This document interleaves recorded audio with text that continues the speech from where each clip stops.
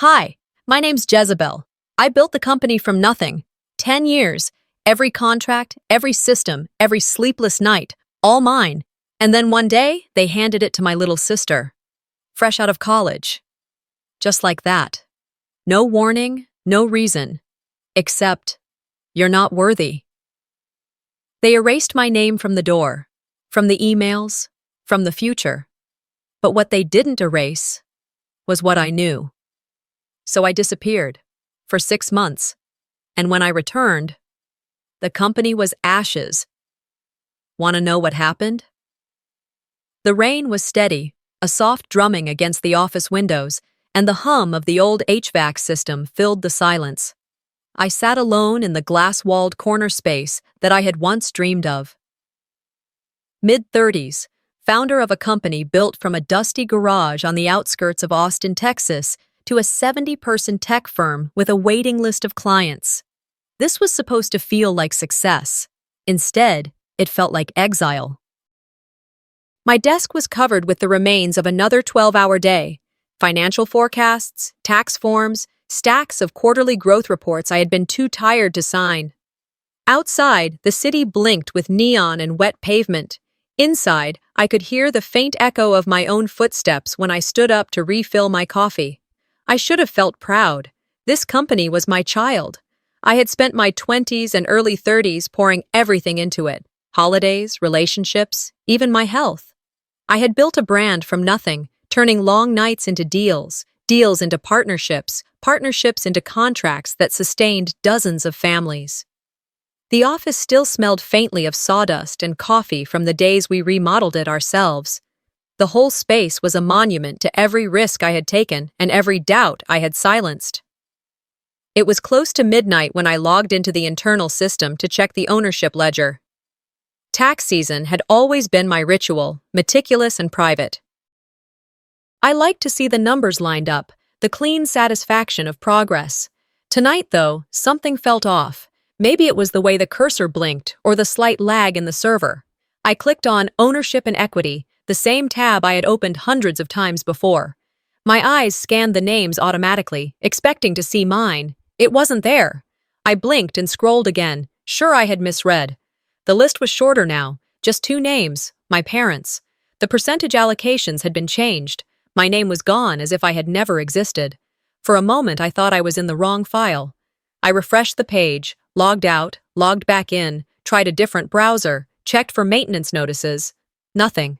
The document was clean, final, and dated last week. My first reaction wasn't anger. It was disbelief, like waking from a dream you're not sure was yours. This had to be an error. I dialed our legal contact, a woman I'd worked with for years. Her voice was tired but matter-of-fact. The ownership documents were amended, filed and recorded. I assumed you were aware. No, I whispered. I wasn't. There was a pause. I'm sorry, Jezebel. I hung up, staring at the screen, at the empty space where my name should have been. 10 years of sweat and grit erased with a keystroke. I didn't sleep that night. The rain turned into a storm, the wind whistling through the gaps in the old window frames. Around 3 in the morning, I left the office and drove through empty streets to my parents' house. The sky was still black when I pulled into their driveway. The porch light was on, a soft yellow glow on the brick facade. Inside, the house smelled of cinnamon and old wood.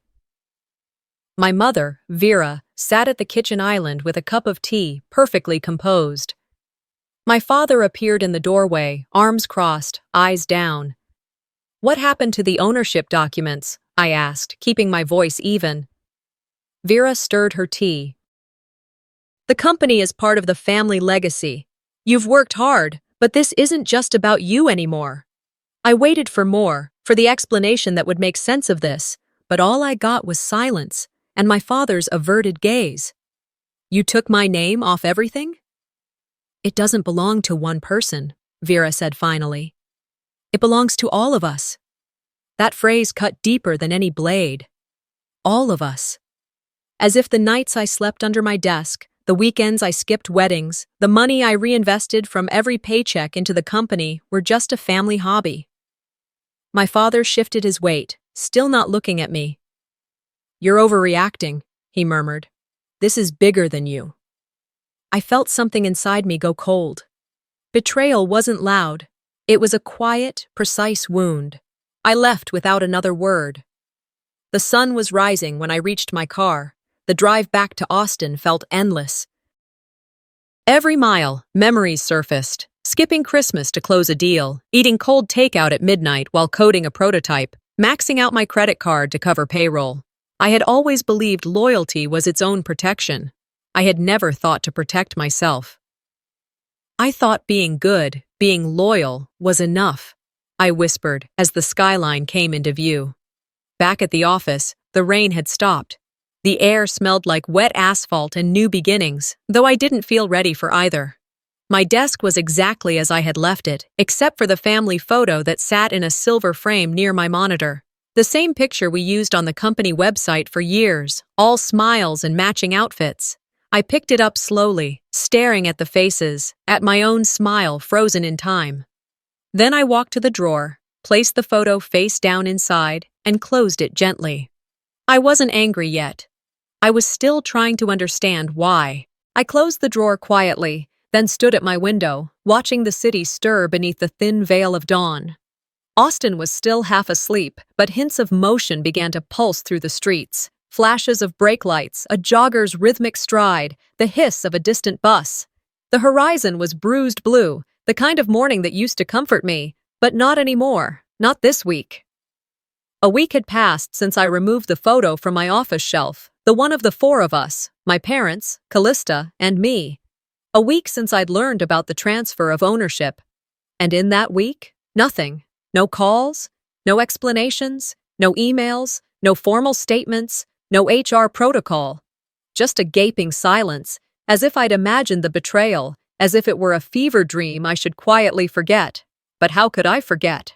Each morning I arrived early, walked into the building I built from scratch, and sat in the corner office I designed with my own hands.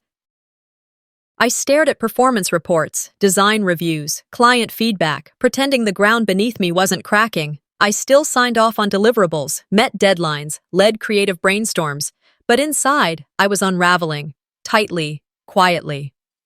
On a gray Thursday morning, as I was reviewing our latest Apple pitch deck, an alert popped up. Calendar invite from Callista. Strategic realignment meeting. No agenda, no context. Just a time and location. I blinked at the screen. A laugh escaped my lips. Short, sharp, humorless. The audacity. Did she really think I would attend? But I did. Out of pride, or stubbornness, or morbid curiosity. Maybe all three. The boardroom was newer now. Sleeker. It had been renovated under my watch. Glass walls, recessed lights, state-of-the-art AV. The kind of room you walked into to make decisions that moved millions. I stepped inside, and the room fell into a stiff hush. Department heads filled both sides of the long table, the COO, CTO, head of design, finance, legal, HR. Some glanced up as I entered, then quickly dropped their eyes. My presence felt like a disruption, an uninvited guest at her own party. At the head of the table stood Callista. My parents flanked her like a wall. She wore ivory today, a polished blouse tucked into tailored navy slacks, hair in a smooth bun. Professional, photogenic, rehearsed. She cleared her throat. "Good morning, everyone. Thank you for coming. As of this week, I've been appointed Chief Executive Officer of this company." Silence. I looked around, searching for a flicker of disbelief, of protest. None came. Only the soft shuffle of someone adjusting in their chair. "I'm honored to carry this responsibility," she continued, "and I want to bring new energy, visibility, and strategic momentum into our next phase. Leadership, as you all know, is about more than just execution. It's about vision." She didn't say my name once, not even a nod to my contributions, to the fact that the company wouldn't exist without me. Her tone wasn't malicious. It was colder than that. It was indifferent, like I was already erased. I felt my body stiffen, every muscle tense. I wanted to stand, to interrupt, to say, "You wouldn't even know how to spell strategy without me." But I didn't. I stayed seated, jaw tight, pulse pounding in my ears. As the meeting dragged on with talk of brand rejuvenation and market recalibration, I sat frozen. I caught the CTO occasionally sneaking glances at me, sympathy etched faintly in the creases of his face, but even he didn't speak up. When the meeting ended, I stood slowly and stepped out. In the corridor, I turned to my assistant, who hovered near the kitchenette like she'd seen a ghost. "Send me the meeting minutes and the full agenda," I said. She hesitated, then nodded. "Right away." I didn't wait for anyone else. I marched down the hall, past the executive suite, and walked straight into the private lounge that served as my parents' office. They were mid-conversation, but I didn't care. "Is this how you deal with me now?" I asked. My voice wasn't raised, but it cut through the room like a blade. "Is this who I am to you?" My mother, Vera, looked at me without flinching. Her lipstick was pristine, her pearls unshaken. "You're intelligent, Jezebel," she said coolly. "You always have been, but intelligence isn't enough to lead. You execute well. You build. But leadership requires presence. Gravitas." "Is that what she has?" I asked. "She has what we need," my mother replied, "and more importantly, she knows when not to carry resentment like a shield." My father hadn't spoken. He looked out the window, and then, quietly, almost gently, he murmured, "You're not worthy, Jezebel. You always knew it." Somewhere deep down, you knew. Those words, simple, deliberate, struck harder than any shouting match. I felt the room tilt. My hands gripped the back of a chair to steady myself. I left before they could watch me fall apart. I drove aimlessly for a while before stopping at a small cafe on the east side. I locked myself in the restroom, slumped against the stall wall, and pressed my forehead to the cool metal. The silence was deafening. I could hear my breath, ragged, uneven. Humiliation crawled over my skin like a rash. I remembered the sleepless nights building our prototype. I remembered pitching to investors while battling strep throat. I remembered the lonely years when I was the only one who believed. "You're not worthy." I didn't cry. Not then. Instead, I felt something else rise, something deeper. It wasn't grief. It wasn't even sadness. It was rage. Not the kind that explodes, the kind that simmers, the kind that sharpens. When I returned home that evening, I didn't pour a glass of wine. I didn't scroll through messages. I opened my laptop. I began pulling together everything: operational frameworks, old contracts, supplier networks, digital archives, every asset I'd built from the ground up. Line by line, I reminded myself that I hadn't imagined any of it. I was not a shadow. I was the architect. And if they thought they could bury me under a new title and a polished face, they hadn't finished the story. Not by a long shot. Now, I wasn't trying to prove anything anymore. I was preparing. I closed my laptop and rubbed my eyes, blinking against the fatigue that never seemed to leave lately. Yesterday's confrontation still echoed in my mind, sharp and unresolved. The city lights glittered outside my apartment like distant stars, unreachable and indifferent. Inside, silence reigned, broken only by the soft hum of my fridge and the occasional clink of ice melting in my untouched glass. Even though I had stayed up until nearly 3 a.m., preparing emails and reports out of habit more than necessity, nothing had been sent. I wasn't acting out of anger, at least, not yet. No, now I was simply watching for the cracks, watching for what I had missed. Over the following days, I opened old files, board memos, budget reports, vendor contracts, internal newsletters, PowerPoints, minutes from meetings long past. I combed through every single one, revisiting things I hadn't thought of in months, maybe even years. What began as idle curiosity grew into something darker. I logged into a mirror server I had once set up for backup audits, tucked away like an insurance policy I never expected to use, but today I needed it, badly. It started as a hunch, a missing signature here, a changed approval chain there. But soon, it became undeniable. Tiny changes, quiet, deliberate, and well-timed. A procurement request that used to need my sign-off was now routed to someone else. My name, removed from recurring vendor contracts. Meeting invites I used to receive had stopped arriving 6 months ago. Instead, Callista's name had taken their place. Sometimes the change was explicit, reassigned to Callista for efficiency. Other times, it was silent, a ghostly omission I only noticed because I knew what used to be there. It hadn't happened overnight. It had been slow, systematic, and that was what made it so cruel. I remembered a memo dated nearly a year back, proposing a strategic restructuring of executive oversight. I had skimmed it then, believing I would be briefed fully at the next meeting.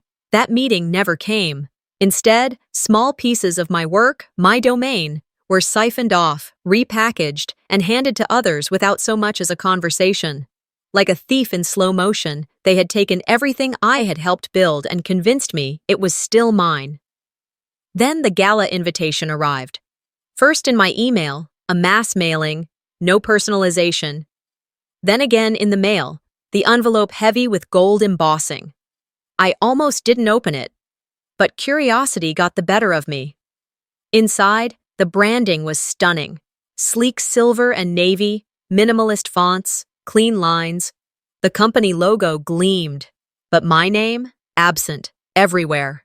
The event website heralded Callista as the visionary leader behind our breakthrough year. Her photo, smiling, confident, styled to perfection, dominated the homepage. I wasn't even mentioned as a co-founder. I felt my heart skip, then pound. I clicked through every tab on the website, scanned every name in the credits, marketing, operations, product, even IT. Everyone had a write-up, except me. I stared at the screen in disbelief. It was more than omission. It was erasure, intentional, cold, surgical. My hands shook. Not from rage, but something deeper, grief. The kind of grief that comes not from losing something in a single moment, but from realizing you'd been losing it all along, and only now seeing it clearly. And yet, a part of me had known. When I thought back to the very first gala, years ago now, I remembered folding paper place cards by hand, staying up until 2 a.m. to organize vendor schedules. I had personally arranged every detail, from the lighting setup to the gift bags, which I labeled one by one in gold ink. That night, our mother had pulled me aside and said, "No one remembers who did what. Just make sure it looks perfect." Back then, I nodded. Back then, I believed it was noble to work in the shadows, that my value would shine through the results, that quiet excellence would be enough. How wrong I was. The night of the gala arrived. I wore a simple black dress, timeless, understated. I did my makeup carefully, pulling my hair into a neat bun. I didn't expect recognition, but I wanted to belong. Just once, to be seen without having to raise my voice or wave a flag. I arrived early, stepping into the grand atrium under chandeliers that sparkled like ice. The air smelled of jasmine and ambition. At the check-in desk, the staff exchanged glances. One of them typed my name, paused, typed again. She said. "Are you attending as a guest of someone?" I'm with the company," I replied, keeping my voice calm. They hesitated before printing a blank badge with just my first name. "Welcome," one finally said, with a small, strained smile, as if they already knew what I was about to walk into. I moved toward a corner table in the back, alone. I saw familiar faces, people I had mentored, hired, vouched for. But no one approached. Their eyes slid past me like I was furniture. It was Callista's show now. Minutes later, she ascended the stage. She was radiant, poised, confident. She spoke with the polish of someone who had practiced in front of a mirror for weeks. She thanked our parents, of course. She spoke of innovation, expansion, our collective dream. And when it came time to mention leadership, she said her own name, only hers, not mine, not once. Applause roared through the room, long and proud. I sipped my champagne and tasted nothing, just the hollow weight of being invisible in a room I helped build. No one noticed when I stood up quietly and walked out. No one followed. Outside, the night air was brisk. The city pulsed around me, cars, neon, life moving on. I walked toward the edge of the sidewalk, heels clicking against stone. The street lamps glowed overhead, casting long shadows. And into that empty space I whispered, "You erased me. but I'm still here. Because this wasn't just betrayal. This was always the plan. And now? Now I was writing one of my own. The night air clung to me like a second skin as I walked alone toward the parking garage. My heels echoed against the concrete, a lonely percussion against the distant hush of Austin's nightlife. The applause from the ballroom still rang faintly in my ears, hollow and mocking now. I kept walking, head high, as if I still had something to prove. Maybe I did. Maybe to myself. Under the dim streetlight, I paused to steady my breath. I straightened my blazer, unlocked my car, and slipped inside. The door shut with a thud that felt heavier than it should have. As I pulled out, the skyline of the city blurred through the windshield, neon smudging against glass. I wasn't crying, not really. I was breathing, deliberately, counting each inhale and exhale like it was the only way to keep the rage from spilling over into sobs. My hands trembled on the steering wheel, but I didn't stop. The next morning, I arrived at the office at 7:12 a.m., earlier than most. I needed the silence before the eyes came. Everything looked exactly the same pristine glass walls, the same humming printers in the distance, the same wafting scent of overbrewed coffee from the break room. But as I stepped through the front doors, something shifted. It was subtle, but I could feel it in my bones, like walking into a house where everyone had just been talking about you. Conversations clipped into silence when I passed. A receptionist who used to greet me with, "Good morning, boss," barely made eye contact. Two junior associates avoided my gaze entirely as they slid past me, murmuring something I couldn't hear. In the conference room, my name was missing from the agenda. Again. No one asked for my input. No one referenced the growth strategies I had pioneered. And when I tried to contribute, my suggestions were politely nodded at and quickly discarded. Like a ghost, I was present but unacknowledged. The founder with no voice. Emails I sent were met with, "Thanks, noted." No follow-up, no questions, no warmth. And my calendar, once packed with check-ins, updates, strategic meetings, now sat mostly blank. I had become a formality, something left behind in the wake of a quiet coup. Even my assistant, Alina, whom I had personally hired and trained, couldn't meet my eyes. She handed me a file with trembling fingers and mumbled something about updated protocols. On the cover page, Callista's name was listed first. Mine wasn't listed at all. By noon, I had locked myself in my office and stared at the wall where my nameplate had been for years. Only a faint outline remained, a ghostly rectangle on the glass where my identity used to sit. "So, this is how they do it," I whispered. The laugh that escaped me was bitter and breathless. I spent the next 2 days reaching out to people, old allies, trusted team members, friends who used to ask for my advice. Nothing. No returned calls. No replies. Just silence. I was radioactive now. Even those who owed their careers to me had distanced themselves, lest they be seen standing with the woman who was quietly being erased. In the elevator's mirrored surface, I saw myself. Black suit, dark circles under tired eyes, lips drawn tight. I looked like someone grieving. And I was. But not for a person. I was grieving the betrayal, the naivety I once held, thinking loyalty and hard work would be enough.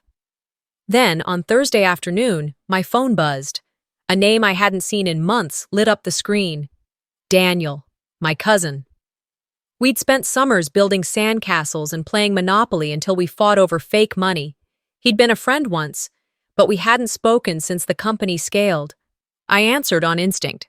"Hey," I said cautiously, "can we meet?" His voice was low, hesitant. We met that evening at a worn-down diner off Burnett Road, red booths patched with duct tape, a jukebox playing a country song on repeat. He was already there, fiddling with a sugar packet, his knee bouncing beneath the table. He looked older, heavier, like someone who carried guilt in his posture. "You look tired," he said. I stared at him. "You didn't call me to make small talk." He took a breath. "I was in the room when they decided." The world went quiet in my chest. "Decided what?" "That Callista would replace you." He winced. "Your mom said you were too intense. That Callista has warmth." Relatability. She said clients would respond better to her. Your dad agreed. They all did.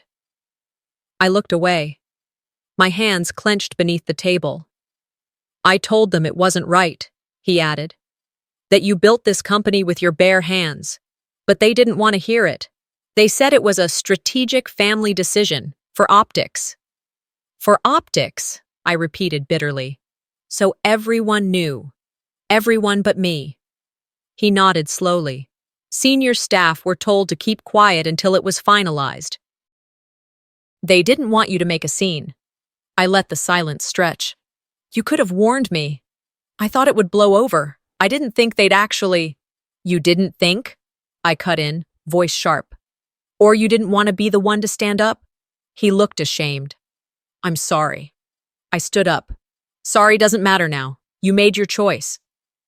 As I walked out, the bell above the door rang, and the night air hit me again. Colder this time. More sobering. That night, in my apartment, I turned off every light except the one over the dining table. I laid out a yellow legal pad, and I wrote names, dates, actions. I wasn't just listing betrayal. I was mapping a strategy. Daniel's name came last. I underlined it twice. The grief had passed. The shock had dried up.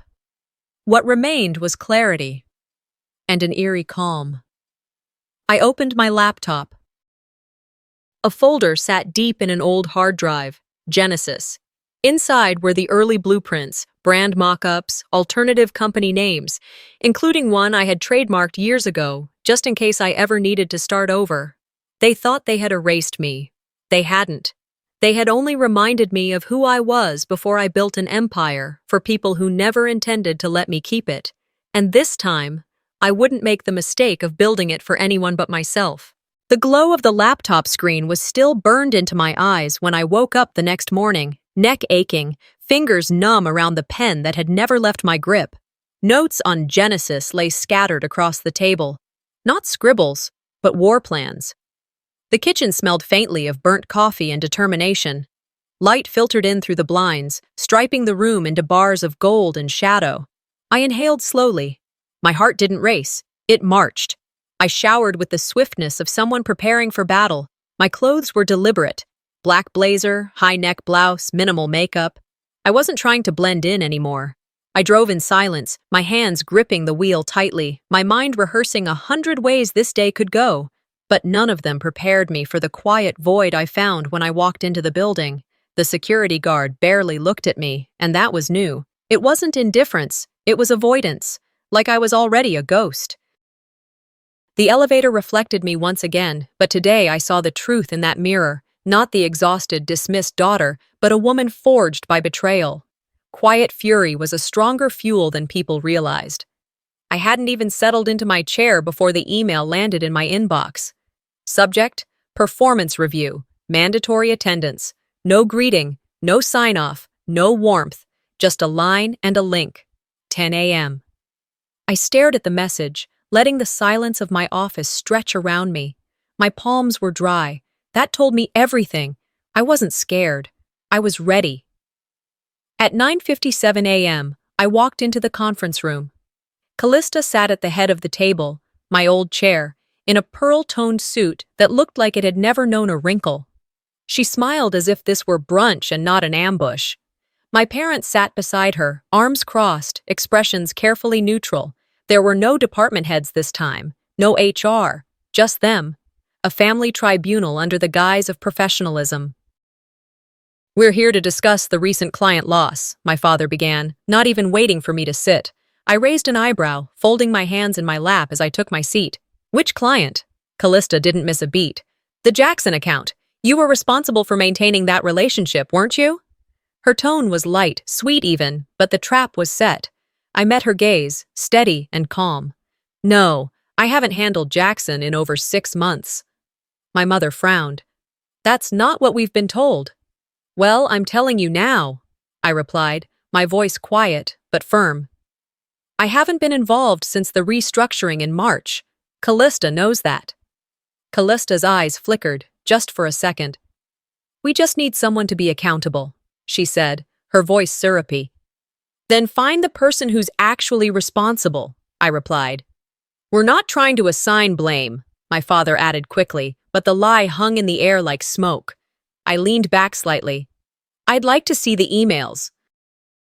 The correspondence where I was supposedly managing the account.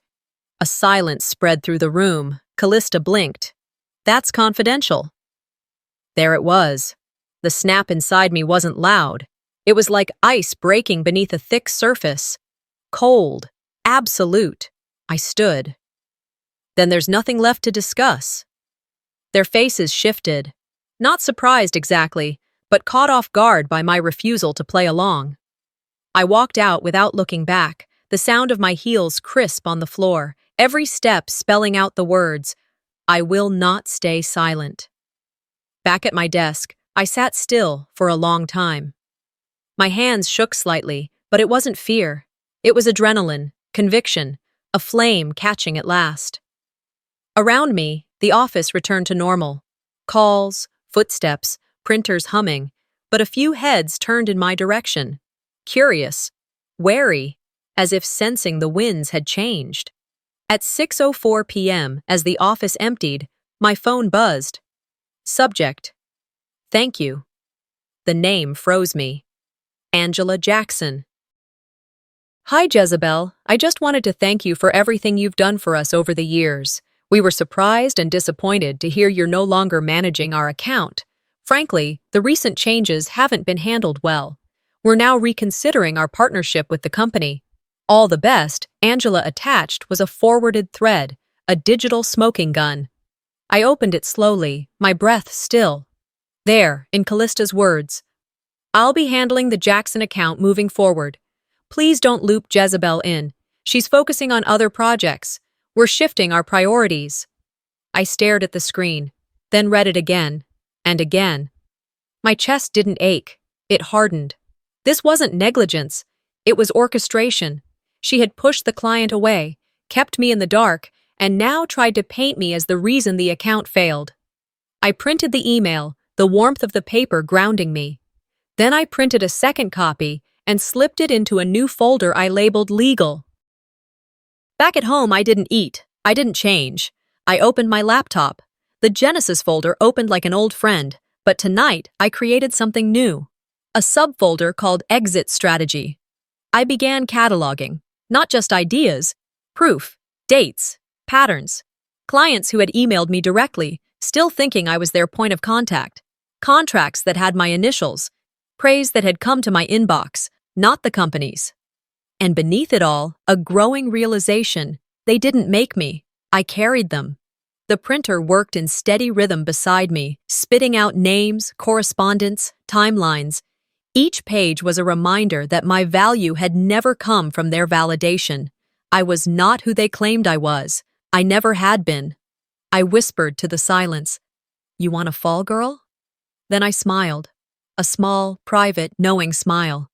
Be careful. I fall forward.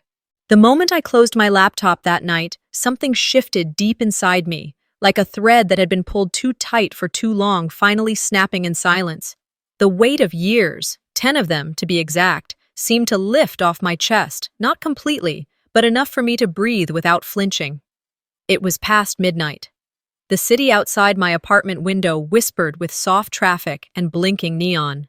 The blinds cast narrow shadows across my floor like prison bars, but for the first time, they didn't feel like mine. I stood by the glass, palms pressed against the cool surface, watching headlights streak across the pavement below. This company had once been my entire world, my pride, my proof of worth, my obsession. But now, all it represented was betrayal.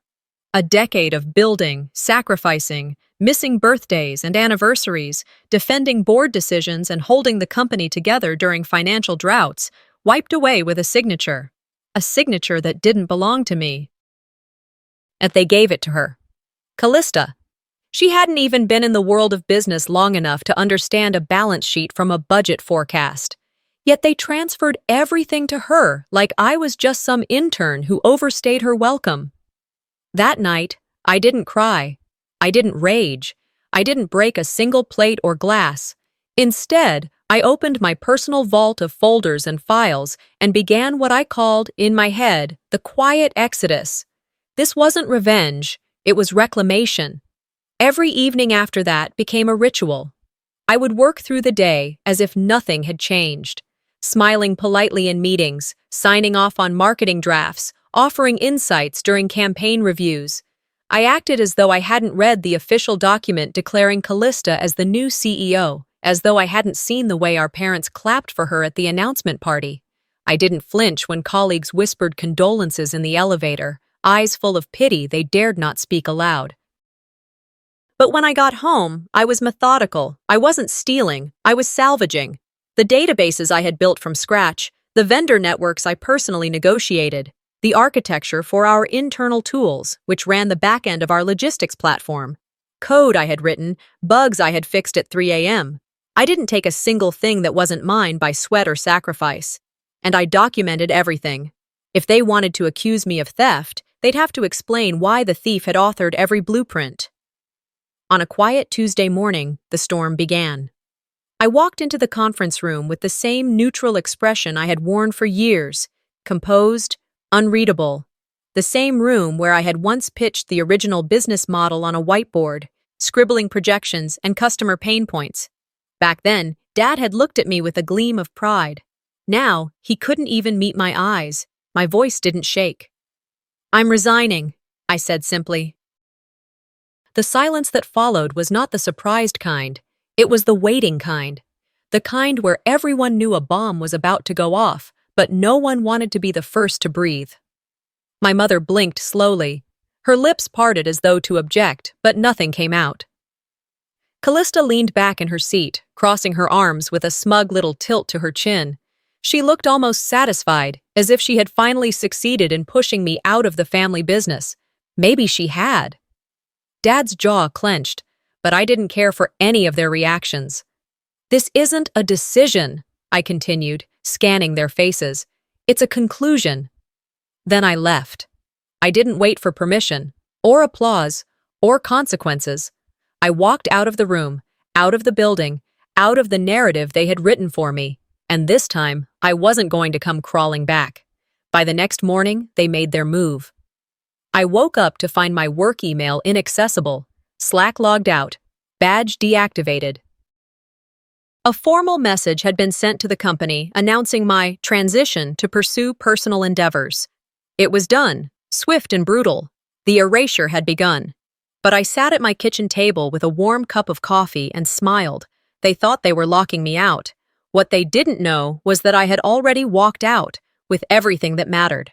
I reached out to the clients I had built long-term relationships with, people who trusted me, not the brand.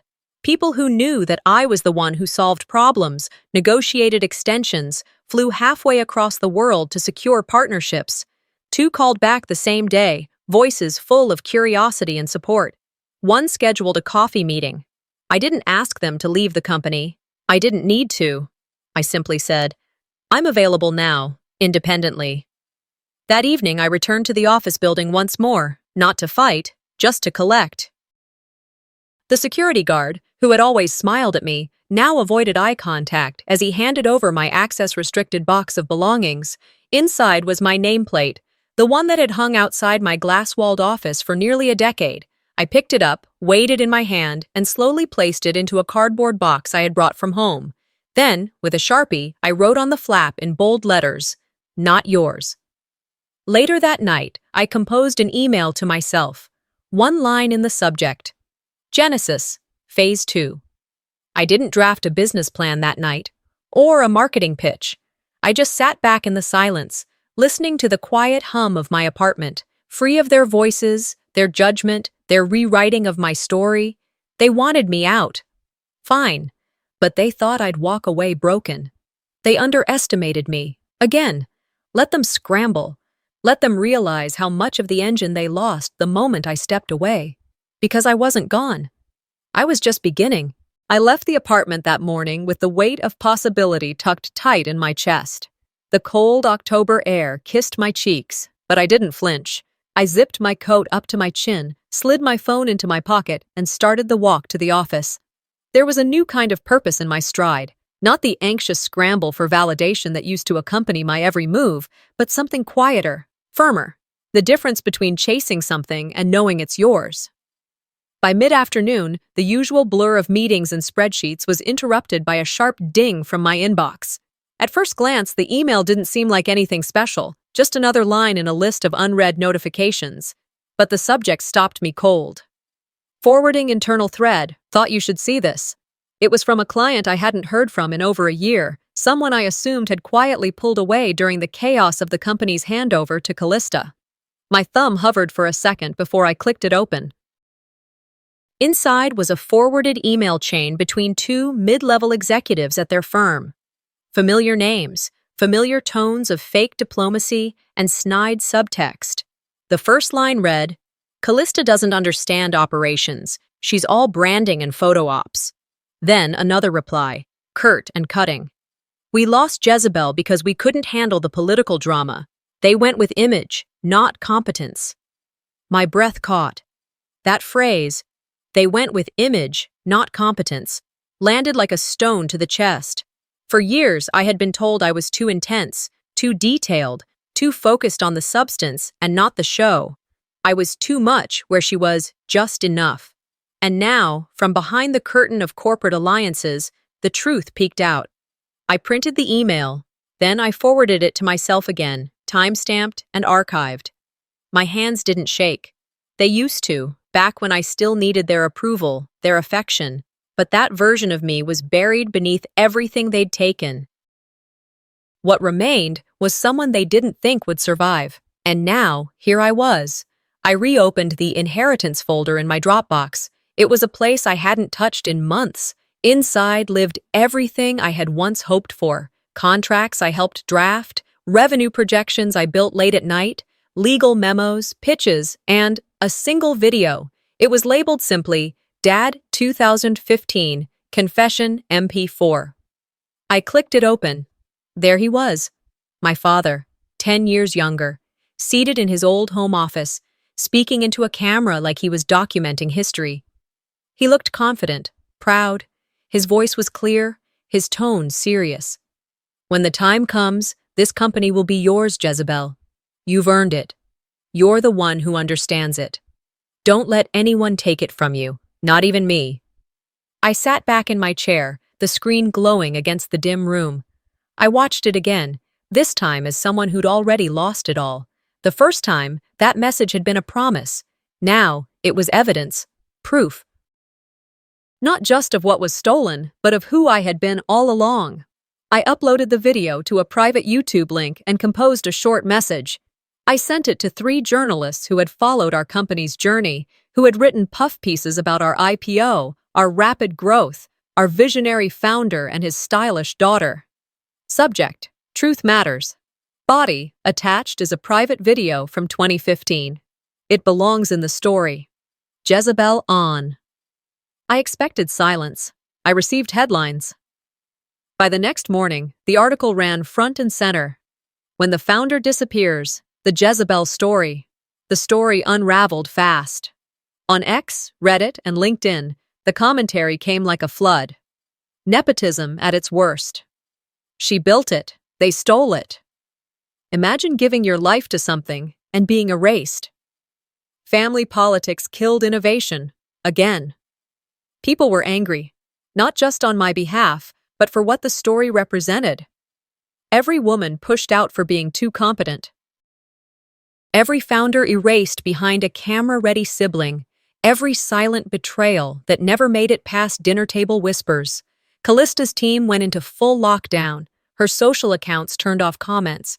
Her PR rep posted a lukewarm statement about honoring family legacy. It did nothing but stoke the fire.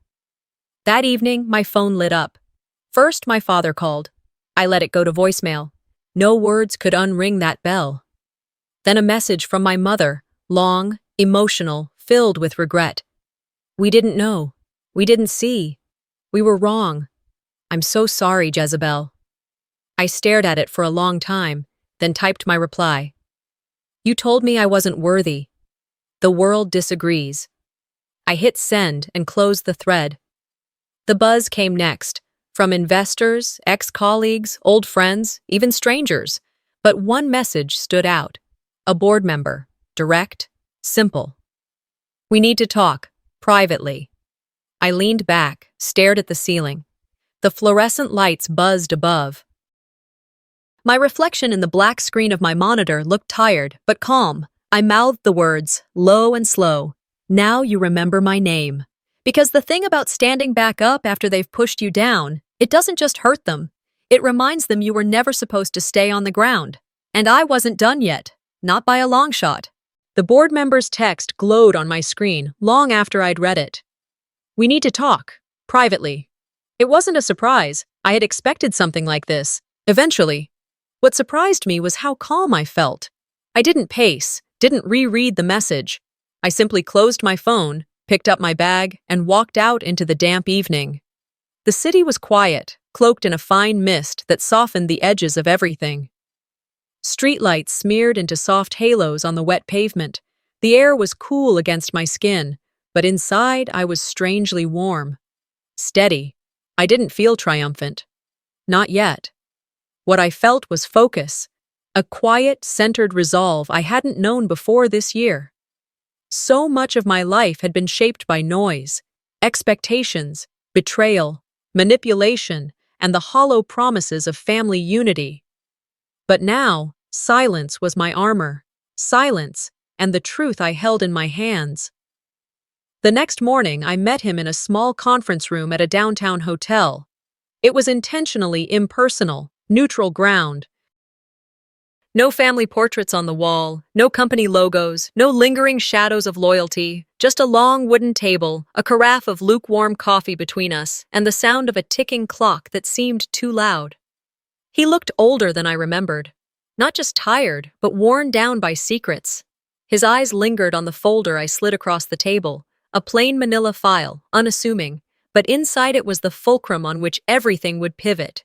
The original operating agreement, dug up from deep archives, fought for, verified, notarized.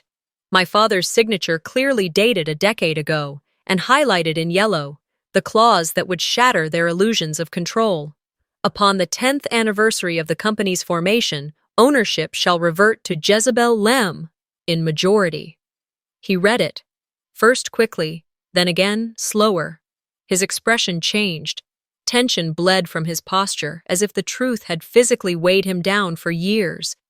This changes everything," he whispered. "No," I said calmly. "It doesn't change anything. It only confirms what's always been true." I sipped my coffee, bitter, strong, the kind that wakes you up or makes you spit. Either way, it told the truth. "If you're here to ask me to stay quiet, you're already too late," I continued. "The journalists already have the video. The emails are archived. This," I tapped the folder, "isn't a threat. It's a fact." 2 hours later, the emergency board meeting was called. They chose another neutral venue, this time a conference center near the airport. Sterile, bland, stripped of allegiance. Rain streaked the tall windows, adding a gray filter to everything. I arrived 5 minutes early. Not to impress, but because I had nothing left to fear. Callista sat at the head of the table, flanked by our parents. She looked flawless, as always, but her fingers twitched in her lap.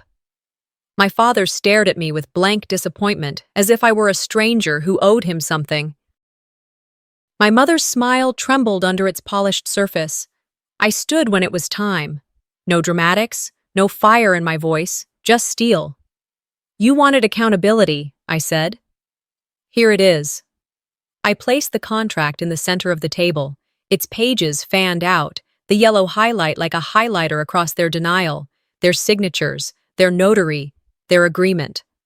"You spent a year trying to erase me from my own work, but paper remembers." The room froze. No cough, no whisper. Even the HVAC hum seemed to retreat. Callista spoke first. "This is out of context. You're misinterpreting." "No," I said firmly, cutting her off. "I'm not misinterpreting anything. The video is already public. The timeline is clear. The agreement stands. This isn't about taking back a title. This is about integrity, about honoring the truth you all claim to value." There was silence again, but it was the kind that settles before a storm. One of the board members, a woman who had watched me build this company from scratch, finally broke it. "We need to vote," she said. And so they did. One by one, hands raised, some reluctantly, some with quiet relief. When they reached Callista's name, the result was unanimous. Step down. Her chair scraped loudly against the floor. She didn't look at me. Not once. She just stood, straightened her jacket, and walked out, heels clicking like cold punctuation. My father followed, muttering something inaudible. My mother lingered, whispering to the remaining board about family image, about media damage control. I gathered my notes without sparing her a glance. I didn't feel victorious. I felt clean, like someone finally closing a door that had stayed cracked open too long. Outside, the drizzle had thickened. It painted my coat in droplets. I didn't rush. I let the cold hit me, let the wind sting a little. I was awake. In the weeks that followed, the cracks widened. Clients pulled out. Some sent polite, carefully worded emails about changing priorities. Others ghosted completely. Investors grew anxious. Former employees, ones who had left quietly over the years, began sharing their stories. Not dramatic exposés, but small, echoing stories of mistreatment, gaslighting, and dismissal. Together, they built a pattern. Then, unexpectedly, a message from HR. "We know you won't return, but thank you for everything. None of this would exist without you." I stared at the message for a long time, not because I believed it, but because it came too late. Then I archived it without replying. That evening, back in my apartment, I opened my laptop. The Genesis folder, once the centerpiece of my identity, still sat there. I clicked Rename, Legacy, Closed, and beneath it, I created a new folder, no flair, just a single word, Origin. The cursor blinked, steady and patient. I stared at it, heart oddly light, not happy, not triumphant. Just free, because for the first time in years, the story wasn't about what they'd taken, it was about what I was about to build. And this time, no one would write me out. Dawn broke gently over the mist-draped Oregon hills, casting muted gold across the rooftops and treetops, like nature's quiet offering of hope. The world was still hushed, as if holding its breath. I stepped out of my modest apartment into the cool morning air, the scent of wet pine and early autumn clover rising around me. My breath hung visible for a second, vanishing as quickly as it came. There were no blaring horns, no shouting construction workers, no vibrating floors from endless city renovations, just birdsong, wind, and the occasional bark of a distant dog. I walked the 4 blocks to the co-working space I now called my office, a steaming cup of black coffee warming my hand, my laptop slung across my shoulder. Each step on the damp pavement felt like a small act of reclamation. No more glass towers, corner offices, designer suits, no one to perform for, no one to compete against, just the rhythm of my own footsteps and the quiet I used to fear. 6 months ago, if you had told me I'd find peace in obscurity, I would have laughed, bitterly. My life then revolved around boardrooms, press briefings, high-stakes decisions, and the constant hum of being on. I clung to titles like lifelines, equated value with visibility. Now, I sit at mismatched desks, drink from chipped mugs, and answer to no one but myself. My boutique consulting firm may be small, but every client I serve believes in something real. In return, I give them honesty. And finally, I give that to myself, too. Mornings are quiet rituals now. Coffee, email, strategy planning. A moment to just breathe. There are days I stare out the window of the shared office, watching the fog lift from the trees, and I marvel at how I once feared stillness, how I thought silence was proof of failure. I used to associate calm with collapse, as if life only mattered when it roared. But here, in this pocket of solitude, I've found a different kind of clarity. One evening, just as the sky was dimming into twilight, I found a letter in my mailbox. Handwritten, cream stationery, lavender-scented. I knew the handwriting before I even turned it over. Vera, my mother. My hand trembled as I broke the seal. Jezebel. I won't pretend I understand everything you've done or why you left. I only know that I miss you, and I hope someday you can allow me back in. Mom. I read it once, then again. Each loop of ink was unsteady, like her fingers had argued with her pride while writing it. My first instinct was rejection. I wanted to crumple the paper, throw it away with the rest of the past. But something deeper, softer, stopped me. Not forgiveness, not yet, but acknowledgement. I folded the letter, placed it in my desk drawer, and let it rest there, like a relic. A maybe. Not everything needs an answer. Weeks passed, and then, one late afternoon, just as a soft drizzle began tapping at the window panes, there was a knock at my door.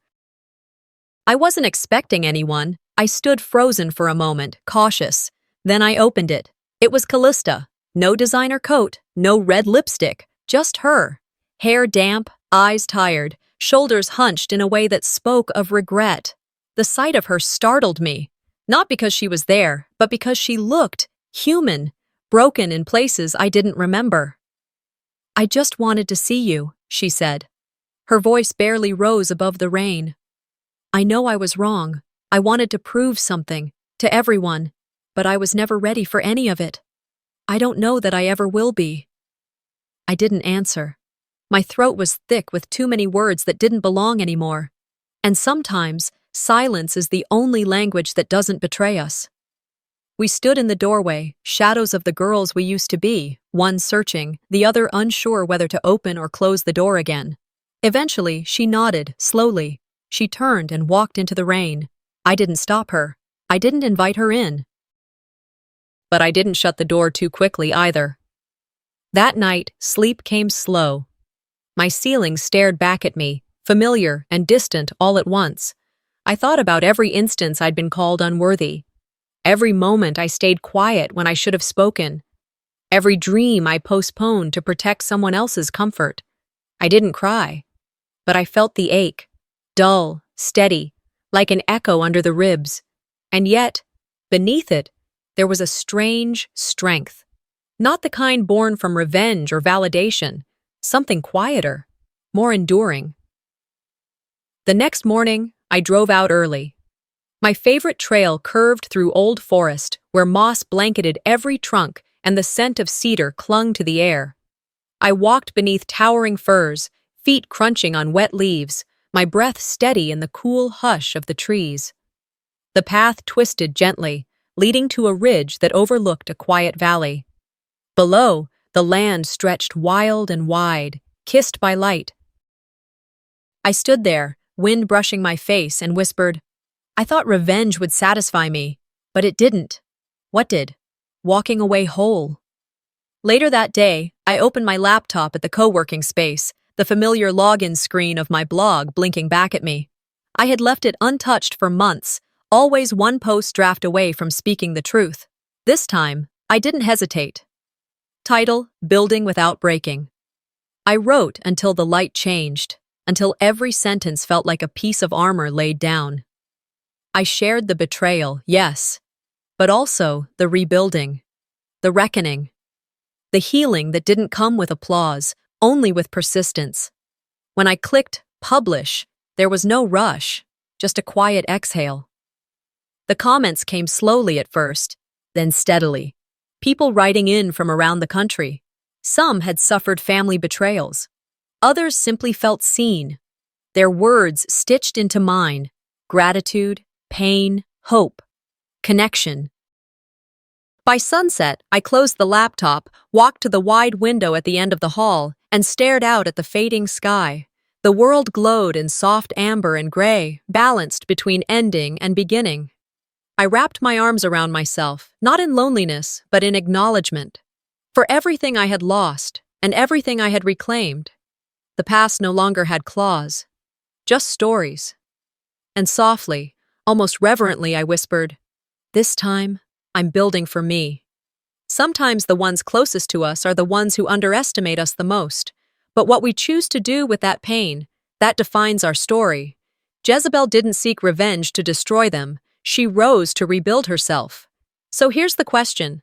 What would you do if your family told you you're not worthy? Would you break or begin again?